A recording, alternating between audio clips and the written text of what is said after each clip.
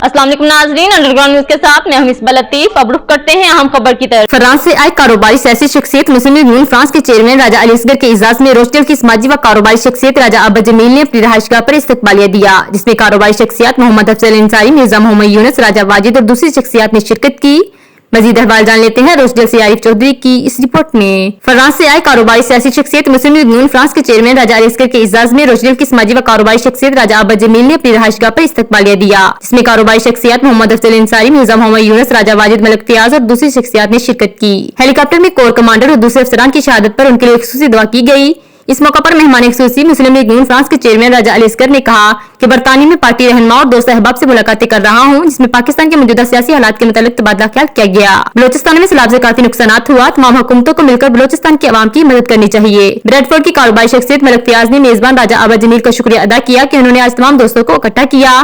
उन्होंने मजीद कहा कि पाकिस्तान में तमाम सियासी जमातों को मुल्क की मौशियत ठीक करने के लिए इकट्ठा होना चाहिए। मेजबान राजा अब्बास जमील ने मेहमान खुसूसी राजा अली असगर और दूसरे मेहमानों का शुक्रिया अदा किया कि उन्होंने खिदमत का मौका दिया। बरतानिया में बसने वाली पाकिस्तान में कश्मीरी कम्युनिटी हमेशा पाकिस्तान और दुनिया भर से आए मेहमानों को खुशामदीद कहते हैं। सर साहब फ्रांस से यहाँ पे तशरीफ लाए हैं और आबद साहब ने उनको दावत दी है, तो हमें बड़ी खुशी हुई जी। आबद साहब का नहायत ही हम शुक्रगुजार हैं कि उन्होंने हमें यहाँ पे दावत दी है, यहाँ पे आए हैं। इस सिलसिले में यहाँ पे दोस्तों से मुलाकात भी हुई है। मैं इनका शुक्रिया अदा करता हूँ और तमाम दोस्तों का जो यहाँ मौजूद हैं।